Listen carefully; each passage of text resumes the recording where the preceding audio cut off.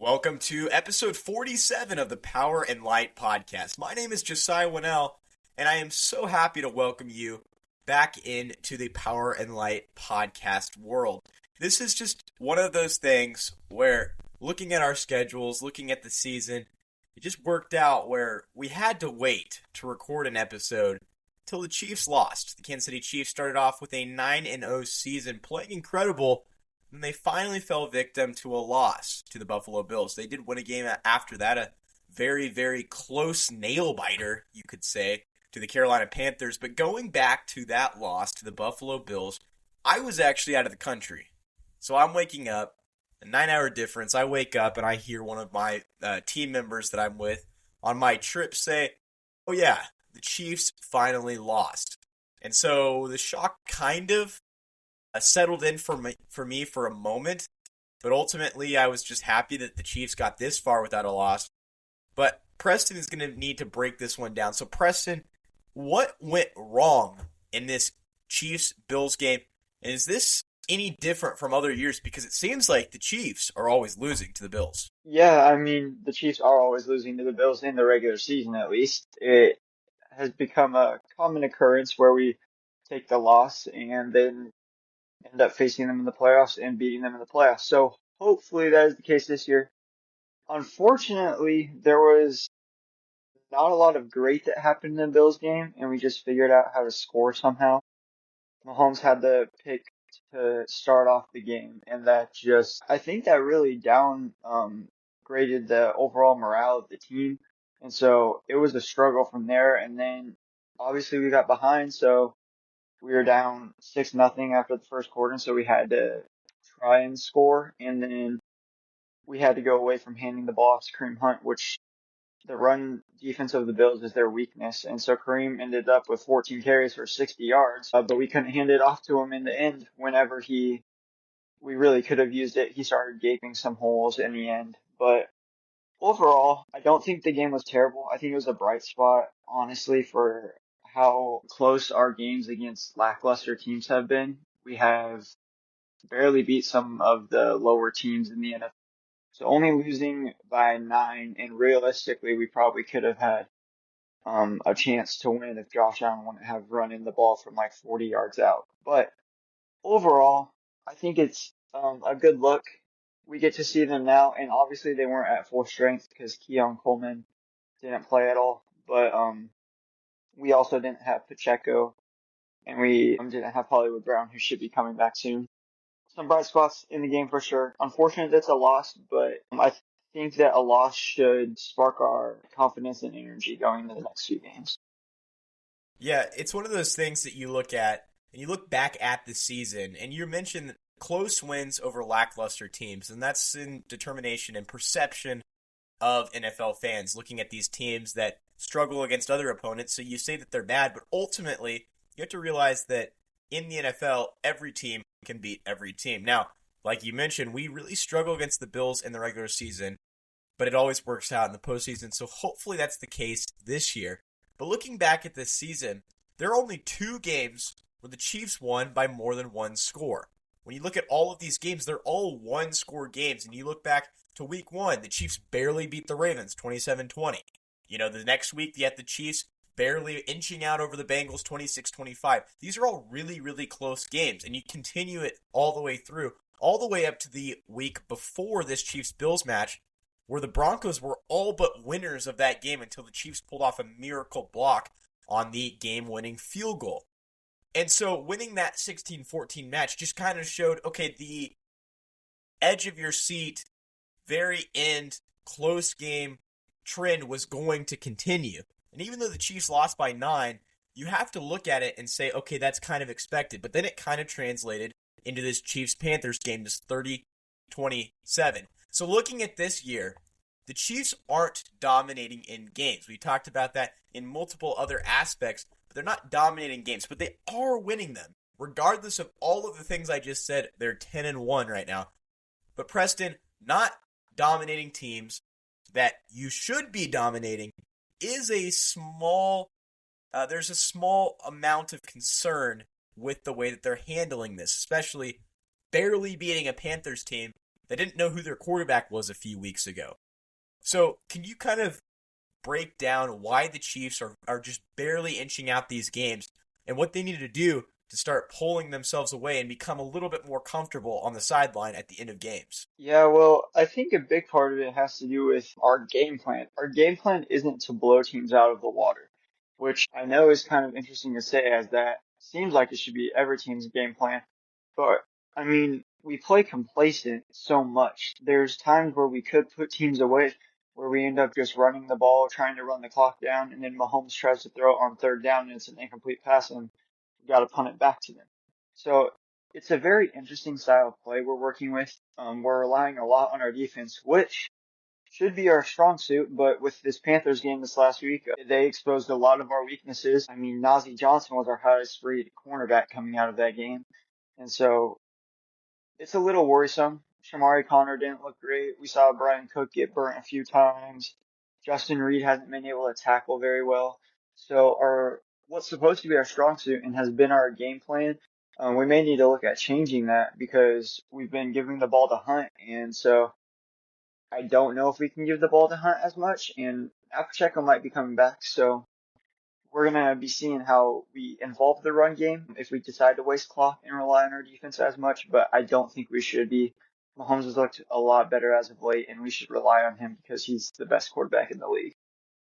So you mentioned a couple names there, and I know it's old news, but because we're addressing the whole season, we need to discuss it. So the Chiefs bring back Kareem Hunt, a former running back of the team that was really, really good when he played with the Kansas City Chiefs. He had a couple of highlight reel hurdles that he had in his opening season, but he also just played very well in his his short tenure with the Kansas City Chiefs. But then some off-field issues forced him to leave. He spent a couple years with the Cleveland Browns and was finally a free agent. And then Isaiah Pacheco, who was the 7th-round pick, completely different stories, was impressive in his rookie campaign and continued to be successful. But then he went down, and the Chiefs had to think of something to do. And thoughts and the comments of Kareem Hunt returning finally came into fruition as he returned to the team as a free agent. But he's not the only addition. The Chiefs also acquired DeAndre Hopkins from the Tennessee Titans. So my question for you, Preston, especially after what we've seen they've done for our team, which one was more of a valuable addition and why? Yeah, well, I mean, as of right now, we've only seen 5 games from DeAndre Hopkins, and we've seen 8 from Kareem Hunt. So that's a big difference there. The numbers would say Kareem Hunt. I think currently it is Kareem Hunt, but I think in the end that it's going to be DeAndre Hopkins. Because yes, Kareem was a workhorse back. He didn't average very many yards per carries, but he ate up clock. That's really all we need him to do. I do think we could have gotten by without Kareem Hunt, though. I trusted Carson Steele and Pirine, even though Steele fumbled, but Pirine's been good. We just haven't given him carries, which is a little interesting. I think the reason they brought in Kareem Hunt was because Clyde Edwards-Helaire is just a ghost at this point, so we don't really know what's going on with him. But yeah, the D-Hop acquisition I think was needed because our offense we had no one to guard on offense. Worthy wasn't doing anything. Justin Watson, Mecole Hardman, they weren't doing anything. So teams would double Kelsey. And then, so now teams will be having to pay attention more with the safety over the top on Hopkins and Kelsey. And that's been opening it up for Worthy in the past few weeks. Yeah, and that was what we talked about, bringing Worthy in initially, is it's going to open up the field. It's going to spread the field out. And similar to last year, we had a kind of an issue with getting those receivers open, but also completing the pass to them. Now, in the past year, the year before this, it was the issue of the drops. But this year, it kind of translated over, but it wasn't nearly as bad. But you bring in a guy like DeAndre Hopkins, who's a future Hall of Famer in many minds, and the reason why is because he catches the ball. He goes up and he catches the ball, even in traffic. And because he's one of the best in the entire league at doing that, he brought so much to our wide receiver room, but also to our offense.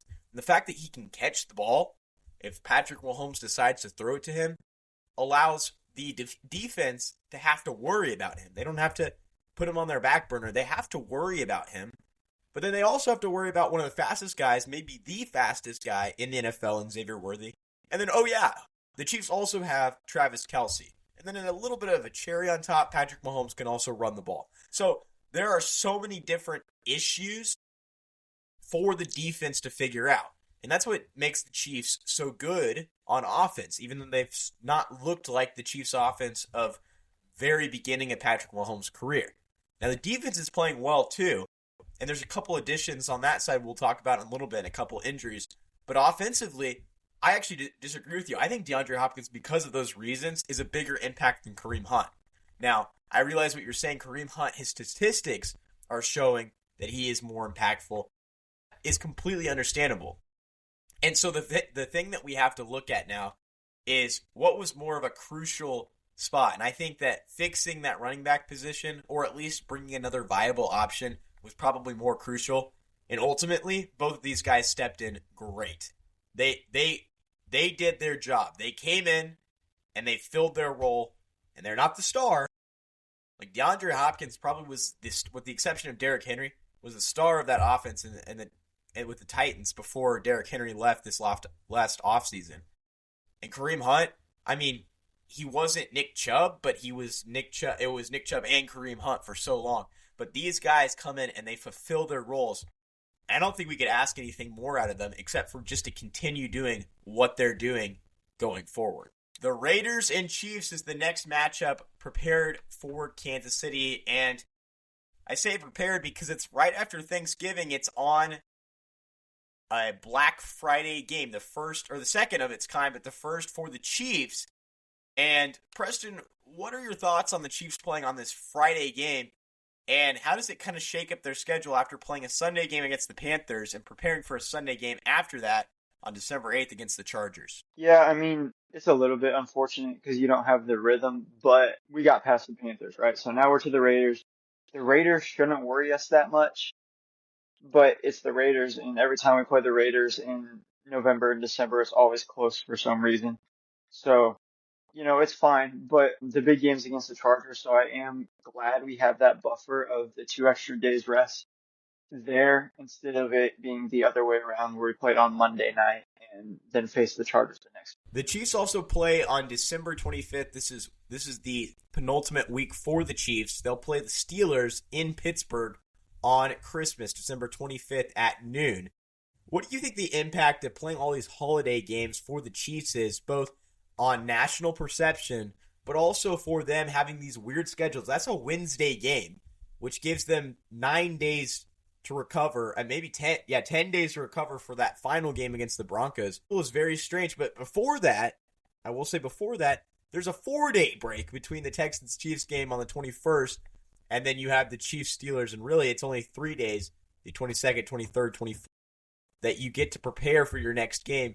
What are the advantages and disadvantages of playing this weird schedule? Because the Chiefs, if you don't already know, the only day that they don't play on in this season is Tuesday. They play a game Monday, Wednesday, Friday, Monday, Thursday, Friday, Saturday, and Sunday this year. They're all over the place. Preston, what is the impact of playing this weird schedule? Well, I think that the impact is completely for the NFL and the money, right? Because it makes no sense. I personally don't understand it. They just want as many eyes on the Chiefs as possible because they know that's what brings in the viewership, with the whole Kelsey and Swift thing and Mahomes being the best quarterback, everybody hating the Chiefs, everybody hating the NFL refs. It brings in viewership. So it's all for the NFL. Yeah, this schedule on the back half is a brutal layout. Having the Texans there on a Saturday and then turning around and having to play the Steelers on a Wednesday. And I mean, that's brutal. Those are two good teams. They're going to be two hard fought, very emotional battles. Both of those teams will be contending for playoff spots, and either of those games could be a 1 seed win or lose for the Chiefs. And then to play the Broncos the next week. So that's a brutal 3 week stretch there. Just quick turnarounds over the holidays is always rough on players because they're not able to be with their families. And even though we don't see that side of it, that definitely affects them. And ultimately, it's just looking at those three division games, right? We have the Raiders and then the Chargers and then the Browns, which is kind of the weird game in there on December 15th. That's in Cleveland, so playing on the road in the NFL is always difficult. And then you have that 3-game stretch to finish off the season that Preston just mentioned. And 2 of those games are on the road, with the Steelers and the Broncos being on the road. Now, the Texans game is actually, out of all of these 6, the Texans one of the one I'm most worried about, just because of C.J. Stroud's talent and the offense that the Texans have. But they also have a decent defense. And looking at where they're playing right now, like you said, they're going to be playing for a playoff spot. They're going to be extra motivated late in the season. So playing that game at Arrowhead makes me a little bit more comfortable. But man, that Christmas game, we had a rough Christmas game last year with the Raiders that we will be playing on Black Friday. And looking at this game, the Steelers just have one of those defenses that are just so difficult to confuse or to really outplay in any facet. And it starts in the trenches, but ultimately it's TJ Watt who's commanding. He's the quarterback of the defense, and he's commanding how that game will go.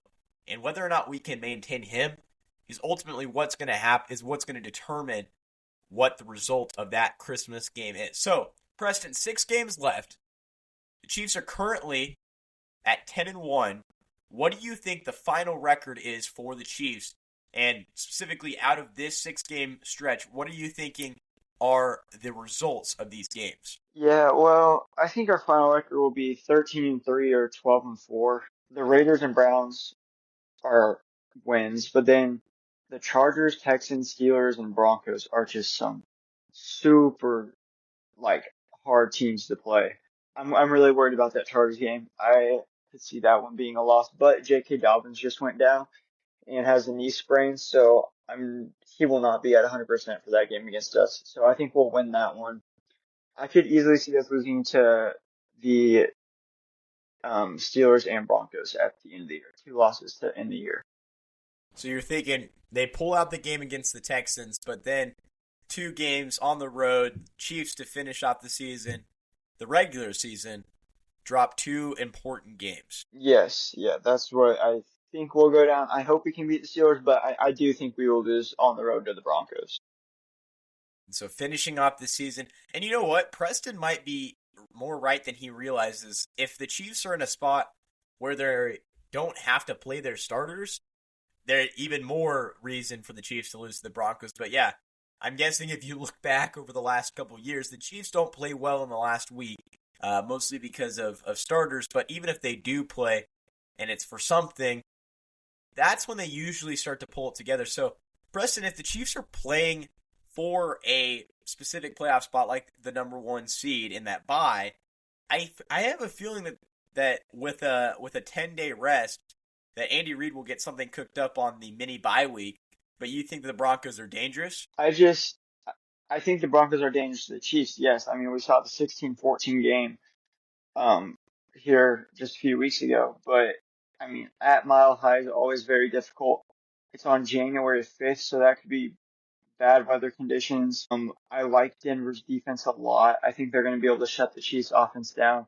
And I think that 10-day window there could be bad for us. I think we could come out flat. I could see easily people thinking we're going to come out firing. Andy Reid's had all this time, but I could very easily see us come out flat in that game.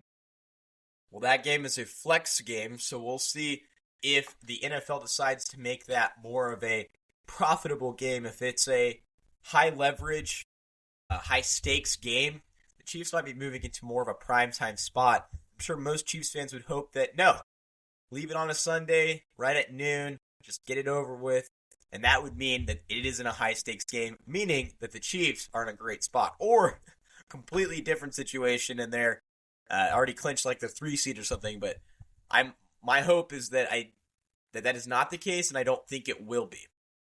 All right, looking back at the season, now we kind of looked at the beginning, and we'll start to look at these games more individually as they happen, especially the playoffs when they begin.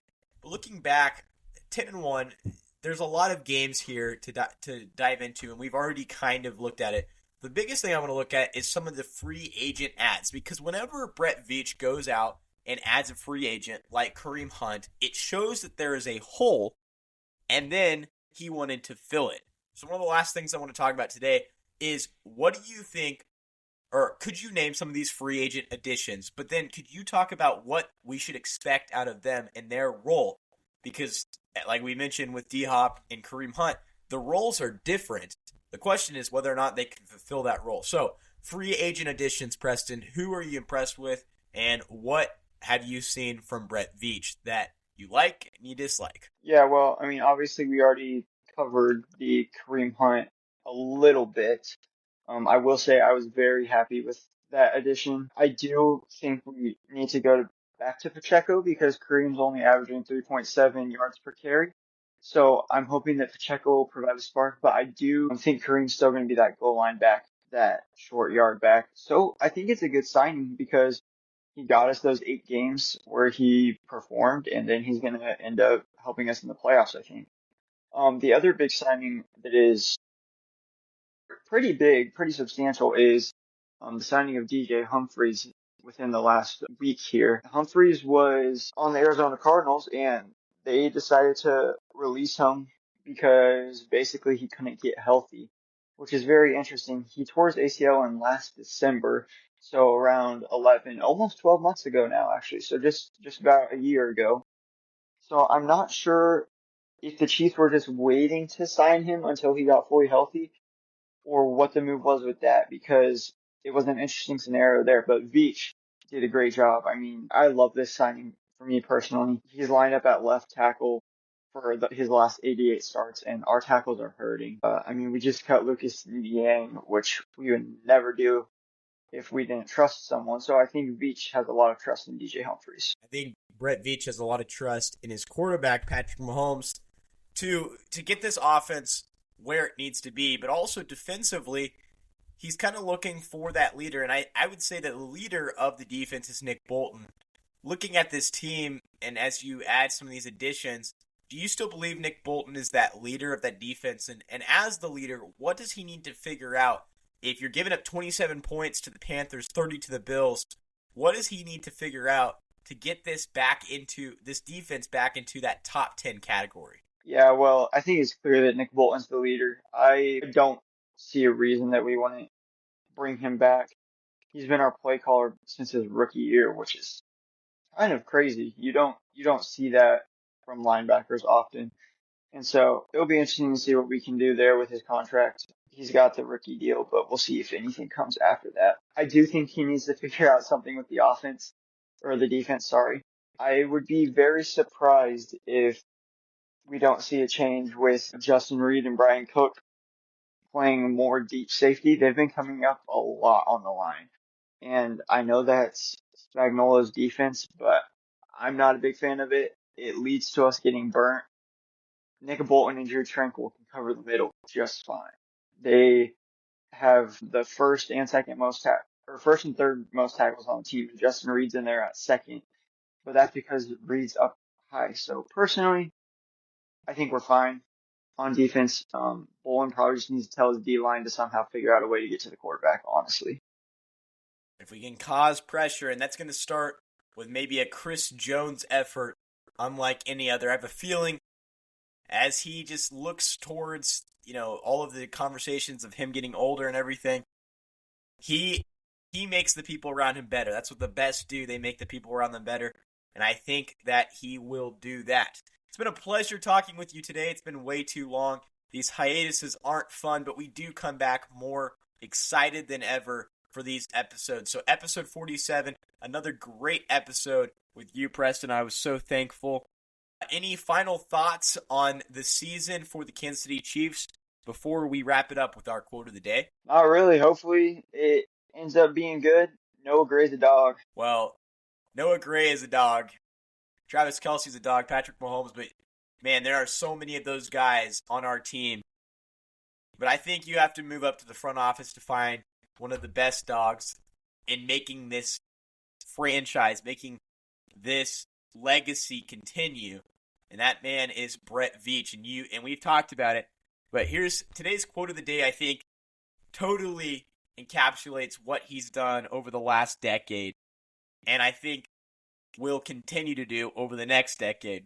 It's from Theodore Roosevelt. It says, "Do what you can with what you have, where you are."